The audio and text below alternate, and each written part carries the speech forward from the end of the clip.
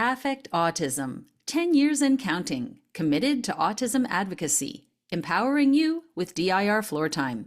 Welcome to the We Chose Play podcast. As we celebrate 10 years of Affect Autism, let's revisit some of our older blog posts, giving them a fresh update. In this episode, you'll hear a renewed version with updated insights and new perspectives. Let's dive in. You're listening to the We Chose Play podcast from Affect Autism, where affect is the #1 tool we use in supporting development through playful interactions. Season 1, Episode 1. It's all about affect. September 17th, 2015. Welcome to Affect Autism. What a great fortune that the URL affectautism.com was available. I thought of the name during one of my DIR certificate courses. In the videos I've seen, Dr. Stanley Greenspan spoke so eloquently about affect within the relationship with a primary caregiver.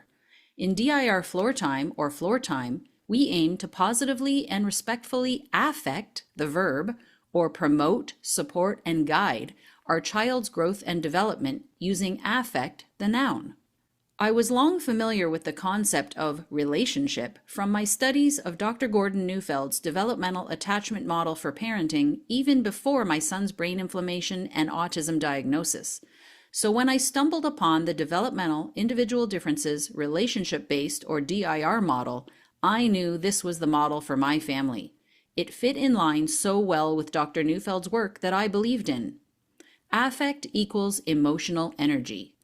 One of my course readings really solidified the concept of affect within the caregiver-child relationship. Dr. Greenspan talked about the affective reciprocal interactions between caregiver and child and their importance in development. For those of you keen on reading more, the full paper can be found on the DIRFloortime main website, which I've linked to at today's blog post. Affective is the emotional experience, reciprocal is back and forth, and interactions refers to between the parent and the child. But first, a disclaimer regarding neurodiversity and Dr. Stanley Greenspan's writings. Sadly, Dr. Greenspan passed away before the neurodiversity movement really took hold, but his colleagues are sure that he would have readily embraced it.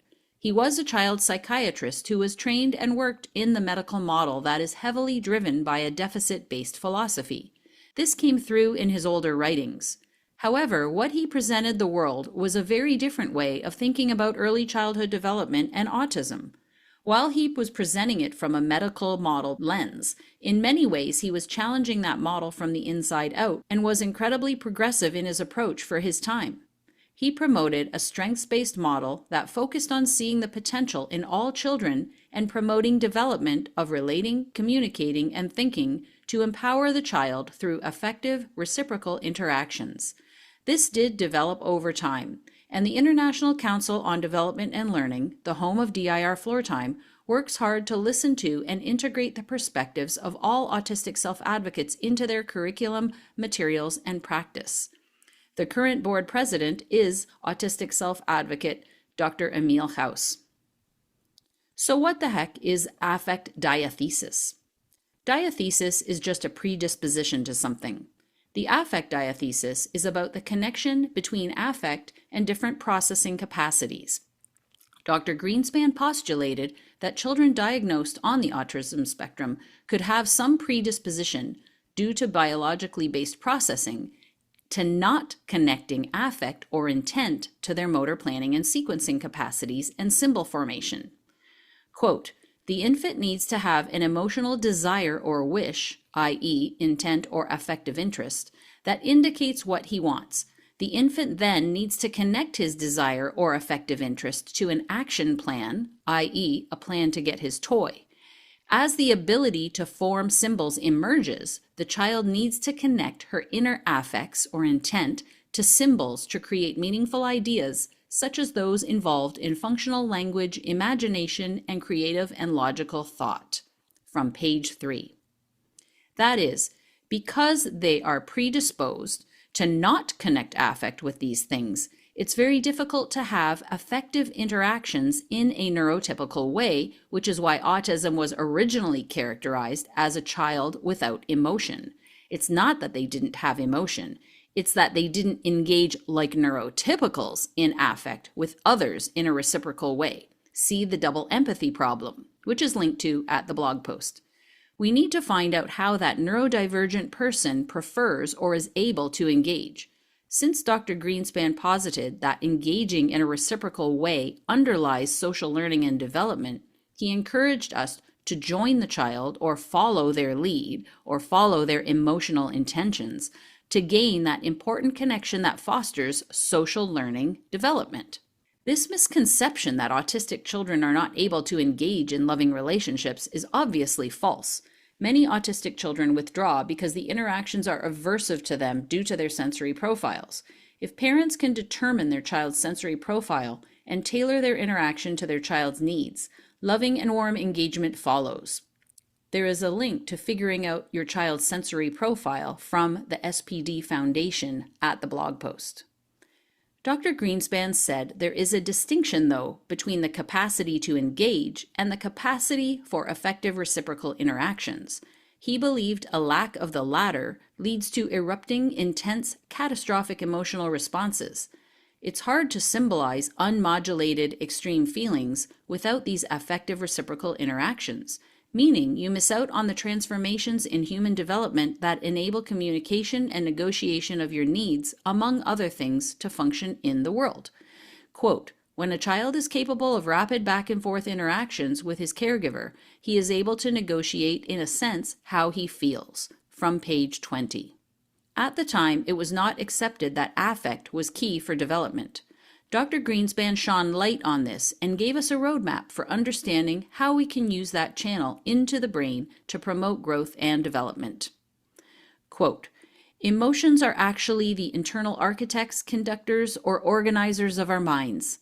They tell us how and what to think, what to say and when to say it, and what to do. We know things through our emotional interactions and then apply that knowledge to the cognitive world. Page 20. In other words, Dr. Greenspan said that being affectionate and engaging with you is only the first step. The next step is to build the capacity to have ongoing circles of communication, where communication is mostly nonverbal, on a consistent basis, to facilitate problem solving and thinking, allowing the child to develop their skills for meaningful communication and self-advocacy. Humans learn through our emotional interactions. Learning was historically looked at as separate from emotions, but it is through lived emotional experiences that influence how we can problem solve, reflect, and think. We apply what we learn emotionally to our cognitive world. Similarly, we can only feel empathy if someone has shown empathy with us. Also, we can only feel love, closeness, and intimacy if someone has been this way with us.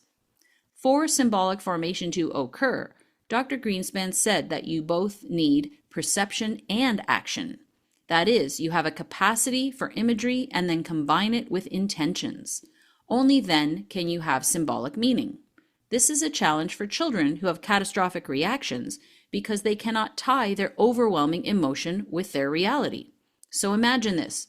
Take the perspective of your child if you can. I feel this huge catastrophic emotional reaction, and it's just that. I do not have a symbolic image in my mind, or I cannot see that I can have an intention to do something about it.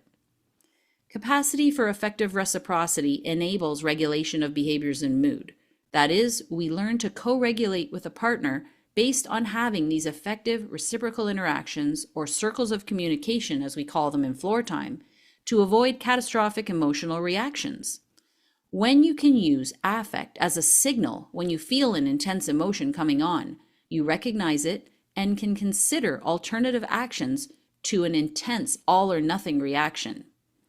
Important disclaimer, this is not to say that all catastrophic or all-or-nothing reactions are due to this challenge. Certainly, many intense reactions are a result of trauma, when signals are ignored and people are not listening to you. This is a very important separate issue. DIRFloortime only encourages respectful, loving, warm, and nurturing interactions where we attune to our child, and it is child-led. DIRFloortime guides you how to get those circles of communication, as they're called, the effective reciprocity, the back and forth interaction with your child that need not be verbal, that are such an important part of development. How many adults are unable to use their own emotions as a signal to adjust their behavior? Perhaps even we as parents struggle with this. Yet we expect this from our children, regardless of their age, where they are currently developmentally. It's definitely something to reflect on. The DIR model addresses all of these issues in such a straightforward, logical manner. It shows us how to take one step at a time and just be human. Our affect and emotion make us human. We will get into all of this at Affect Autism with each new blog post and episode. I'm going to support you as parents or practitioners of Floortime grasp these concepts so they are in your back pocket. Together, we'll support our children to move along developmentally as well as support each other in the process. Next time, we're going to start to delve into what the D is in the DIR model, development. It is the basis for moving forward. Until next time, here's to choosing play and experiencing joy every day.